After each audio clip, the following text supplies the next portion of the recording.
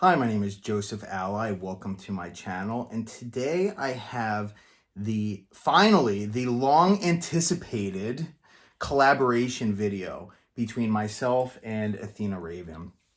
And in this video series, which will consist of two videos, one on my channel and one on Athena Raven's channel, directly following this, we will be talking about what process we went through to manifest each other.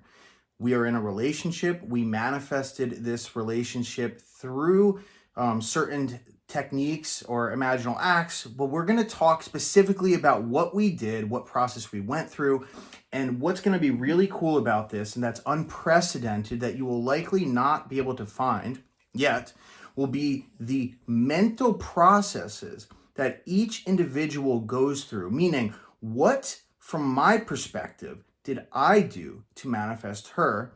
And what, from her perspective, did she think? What synchronicities, what things happened in her reality?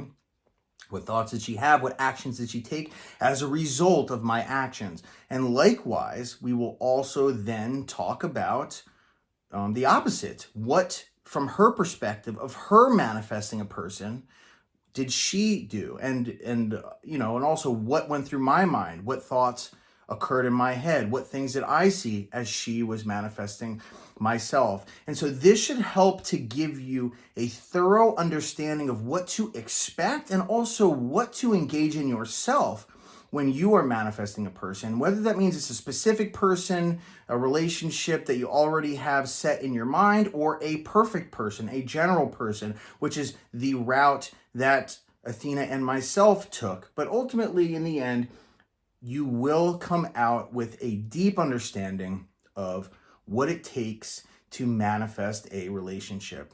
And so I'd like to start first by introducing Athena Raven. Athena Raven is a manifestation coach. She specializes and exceedingly well can help people to get into the state of the wish fulfilled through certain modalities of psychology or therapy. And so do you want to share very briefly about yourself and why people should go to your channel and subscribe? And seriously, she is awesome. So go ahead. Yeah. Thank you. Seriously. I'm Athena Raven, a mental health and manifestation life coach. I discovered the law about 20 years ago, so that's how long my journey has been. And during that time as well, I studied modalities of therapy, in particular neurolinguistic programming, cognitive behavioral therapy, and hypnosis, which I do share some hypnosis audios as well on my channel to help people to shift their state of being, deal with limiting beliefs using a mix of psychology and manifestation. So that's my specialty. Awesome. Thank you, dear. So before we begin, as I said, this is a two-parter. Now we're likely to do more videos. Whilst we were planning this video, we realized there are endless perspectives, endless synchronicities, endless incidents that unfolded up until this point, endless things that were created far in advance that have yet to manifest. And so there's so much stuff. But with that said, we will get to a nice point today that will be very helpful for yourself and also for you to get the gist on, catch up with what's gone on. And I hope that will help set the tone for the future videos and future series. So for you guys, please do ask questions in the comments just to help kind of direct further videos, because really we're doing this for you. We both feel that the fact that this is something that can't really be talked about, because many individuals who are manifesting a person will never know what they're thinking. And in fact, the person they're manifesting, you don't really want them to know that you're manifesting them in most cases. So the fact that you'll be able to take a glimpse into our minds, and this is from scratch. The fact that I had no idea who Athena Raven was prior to our first meeting should give you hope and inspiration that you can manifest whoever you want, even if they don't know you, even if you don't know them. So And besides that, please definitely go to her channel after this and subscribe to her channel. She has a lot of amazing content. As you know, I collab with nobody for the most part. And Athena has a lot of amazing content. Sincerely, her heart is in the right place. She teaches through experience like myself. And so we click on that level. So besides that, definitely if you're new here, no matter what, hit the like button. It does something to the algorithm so that those who wouldn't normally be able to see this will see this video. Hit the subscribe button. On my channel specifically, I delve into systematic, data-driven approach to manifesting in a predictable way, as opposed to the kind of hope manifesting. I hope this is going to work.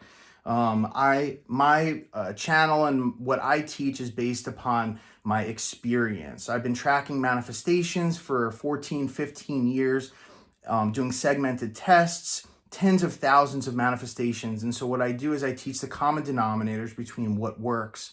So if you are interested in that, like I said, subscribe and hit the bell icon to stay notified. Every Tuesday and every Friday, I believe, I release new content talking about this exact stuff, whether it's systematic manifesting, success stories, etc. So let's get into this. I'm going to talk to you right now about what specifically I did, what I thought, and what happened as it relates to manifesting this lovely lady.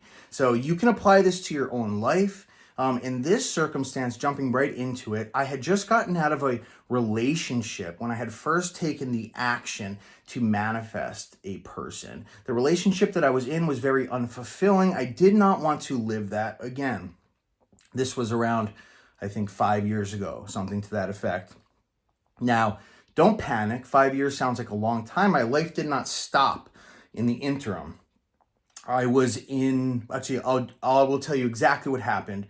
So within the relationship itself, it was, the person that I was with was a cool person. She was sweet. She was, there was a lot of positive, very, functional relationship. I had a functional relationship with her, but again, like I said, very unfulfilling. So when that ended, what I did, my first step was I constructed a list of criteria of whom I would consider to be an ideal partner. Now, from that perspective, because I had gotten out of the relationship that I was in that was unfulfilling, I very much wrote down criteria that was based upon the lack that I was just encountering.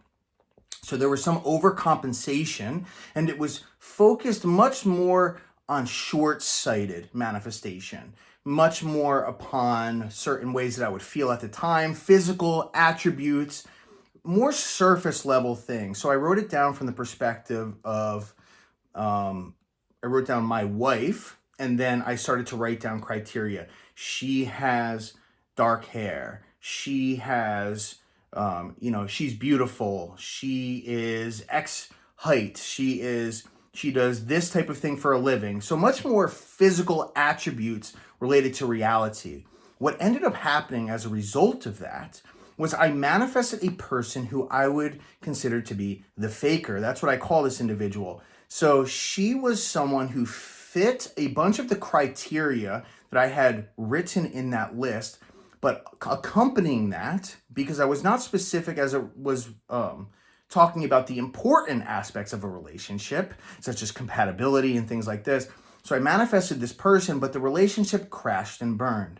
And as a result of that, I went and I constructed a second list. So this is what was fascinating. And we ended up, we'll probably talk about this right after I give this little story. But the second list was far more exhaustive and far more indicative of the ideal relationship. So specifically at the top, I wrote down wife, and then I proceeded to write down attributes such as perfect compatibility. So for literally what I wrote down was, we have perfect compatibility. She is completely loyal. She is completely trustworthy. We get along in all regards. We grow together. We maintain perfectly compatible, and on and on and on. We have the same interests. Just all these different facets. That the way that I looked at it was, I thought to myself, if I were to ask my grandma or grandpa what it was that caused them to, outlast a 50-year marriage, essentially, from the point of where they were at, what would they say? So there's cliche things that people say. Another thing that I wrote down was perfect communication. These words perfect, they were broad and general in nature, but specific to the degree of what was important. And this together essentially is what came to be the list that manifested Athena Raven. But it wasn't right away that happened. Essentially what happened after I wrote that second list was I closed my journal and I just proceeded to live my life. I ended up getting into a relationship that was over 3 years, and it was, again, extremely unfulfilling. Now, along that time, I had worked on myself, and you'll come to find out, whether it's in this video or another one, that the things that happened in that relationship put me in the perfect place to be set up to meet Athena Raven. And when I say perfect, I mean absolutely profoundly perfect. So in other words, what ended up happening was, after the relationship crashed and burned, and when I say crash and burn, I mean it was an horrendous ending that left me paranoid. It left me in a position where I could not trust other people, could not trust women at all. Essentially what happened was, right before I met Athena, I was in a place where like I said, I could not trust people. I was entertaining conversations with women, but I would end any type of conversation before they ever got to a place that led to something that would compel me to have to trust someone, like revealing any type of personal information about myself whatsoever. What happened was, the night before I met Athena, my brother was at my house, and I was recording something, and he was helping me record it. It was for the channel, and I used the word methodological, but when I said it, I stuttered. I completely butchered the word. Me and my brother started laughing, and we both agreed that I was just going to remove that entire segment from the audio clip, and I would not use that word again. Right? We all know that I talk about systematic stuff, etc. I don't know why I chose to use, I could have just used methodical, but I decided to use methodological, which still is a word, by the way, but just one that can get you completely tongue-tied. But ultimately, that was the end of that night. The next day, I got a voice message from someone named Athena Raven. I listened. First of all, I clicked on it. I clicked on her image, and I said, she was cute. She's cute. I listened to the voice message, which by the way, I do not do generally. I don't go on social media, rarely go on social media.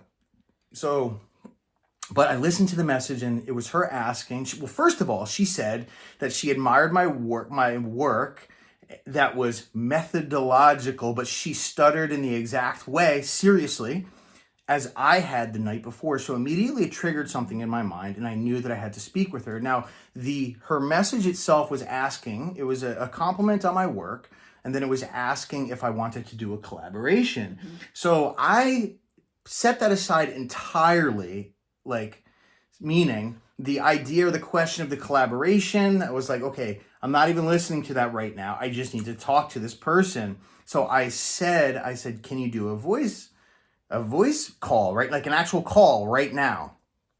And she ended up talking to me. She called me, essentially.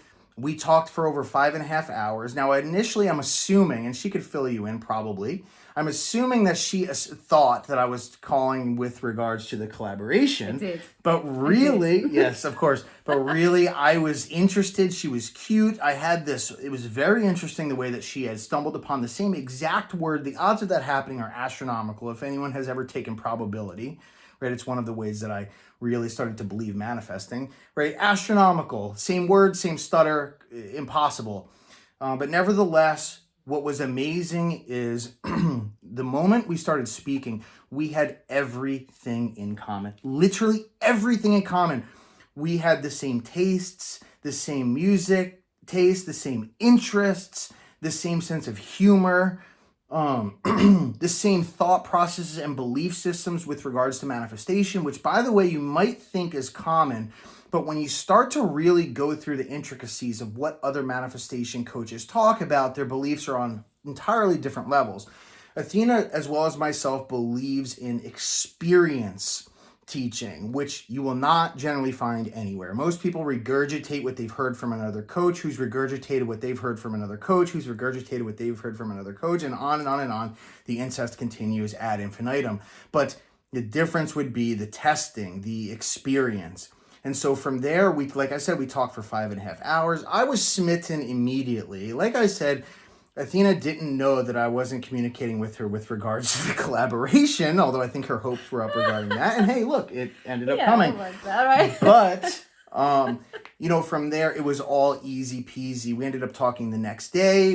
From that point on, we spoke to each other every waking minute aside from coaching and recording. And I am not kidding, which then turned into even sleeping on the phone together. We essentially, there's always this idea generally in reality that people have to kind of play the game. You have to take it easy. One person usually likes someone a little bit more at first. So you have to, don't get too excited. There's all these different rules of laws of games of dating per se. But what was very interesting that I could say is independent to hers and I relationship right off the bat is that there was no game playing, there was no questioning, there was no wondering what she was thinking, there was nothing, never wondering where you stood ever. And I'm saying never. We both had feelings at the same time. We both felt extremely comfortable opening up to each other. And one thing that was amazing and I'll end it on this is, as I said prior, I was paranoid about getting into relationships, forming connections with people. My ex, without getting into too much detail, had some of her friends posing as other people to try to communicate with me. And so this was a huge problem in the beginning. But what was interesting was on our second or third conversation, Athena's and I, she told me randomly, kind of as an afterthought, just randomly, she was like, yeah, I emailed you back in the day too.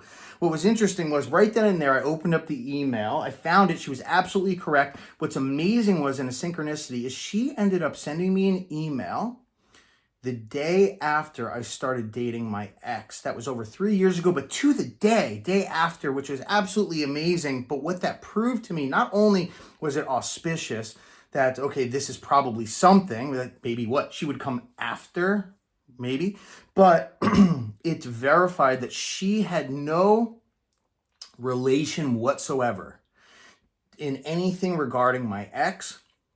She was far prior to any problems. She was completely safe, and that helped me open up, which ultimately led to where we are today. So with that said, I want to pass it over to Athena for, to get your input on that and what you think with regards to that, or any thoughts that you may have. What do you think? What do you think, dear? What do you think? No, I mean, it's interesting. So you see, we're looking at it from your perspective as well, and what you went through, what you decided. So you had absolute clarity on what you wanted. And then you enjoy listing things down and actually writing things down, yes. don't you? But you said that you didn't imagine any of it. You literally Correct. just listed down the attributes of... And we were talking about how even in just comprising this list, putting this list together, that inadvertently you are essentially imagining it. You are bringing it to the fore of your consciousness. Correct. Because in order to compile that list of what would be my ideal relationship, what would this relationship contain, what would my perfect partner contain, what kind of qualities would they have, you would have to ponder on it and go and visit that in consciousness, bring that to light. And then writing it down is just your way of, I suppose, cementing it, isn't it? Absolutely. So there was no imaginal act, no sats, no affirmations. Nothing, zero, nothing. And what's interesting, we talked about this prior, was like there were two separate occurrences. I wrote down list A and list B, list 1 and list 2. But each manifestation, from my personal experience, it has kind of been shown that each imaginal act has its own reality created as a result of it. So how was it that two separate instances of constructing a reality morphed into this single one? And we kind of thought about how each person that that ends up having a big part of your life, or someone that you're attracted to, or someone that you date, instills something, plants some sort of remnants of themselves. Their good traits will be left within the subconscious. And so it wasn't necessarily the first list and second list that merged together, but it was the first list manifested a person whom there were certain traits that were acceptable to me, along with others from other people in the past, but those traits then would have merged together with the list that I was writing, and therefore it was all just one manifestation, which is very interesting. So the point being is constructing a list, an imaginal act, whatever it is that you do, what was super effective and impactful here was the fact that I was very clear and concise. There was no doubt. It wasn't a specific person per se that I was after, which could then bring along with them all of their baggage, all of their positive and negative. Instead, it was just the reverse. It was specification of the traits, which then would narrow down to God. The bridge of incidents would compel someone who matched those characteristics to a T, which could be one person, 5 people, 10 people, 100 people. The odds or probability of an individual matching your criteria drastically increase when you make it a little bit more general. It allows for more potential, more bridge of incidents to unfold. The perfect way for it to unfold will happen in a more effective, sort of easier way with less resistance. And in this case, it happened amazingly. And in this case, there are certain, and like I don't want to go for too long on this, but I'll just say this. The general manifestation for me in this case seemed to be the best one that's ever, it's absolutely the best case scenario ever. Matching all criteria and traits that I could have ever dreamed of, that's what the manifestation unfolded with Athena. So I think with that said, sweetheart, I would like to say you should probably head over to the second part of this video, the second segment of this how to manifest a person video, what the thought processes entail, etc. Yeah, we'll talk about it from my point of view and what I did. Yep. But also, we'll discuss a bit of how our bridge of incidents not only unfolded, but how my manifestation affected Joseph. Yes.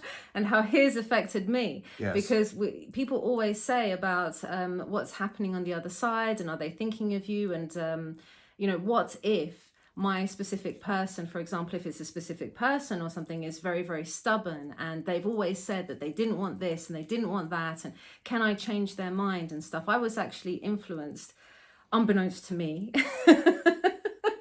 by your list. And I changed my mind about things that I had said adamantly, like 100%. I'm not interested in marriage. I'm not interested in, having children. I wasn't, there was a few things that I was quite certain about for the longest time, and then suddenly started to change my mind about it. And it felt very natural. It felt very organic. It felt like it was coming from me, like it was my personal decision, but maybe it wasn't. So definitely just go to that next video right now, but do me a favor, quickly hit the like button, hit the subscribe button if you want more of these.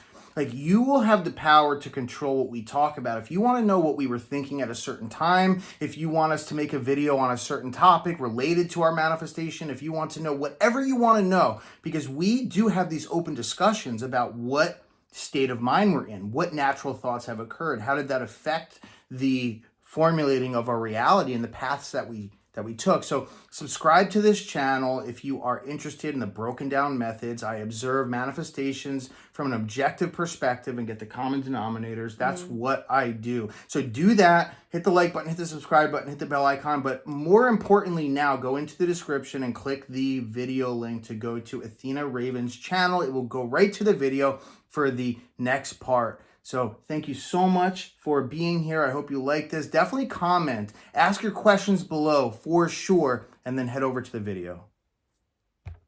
Peace.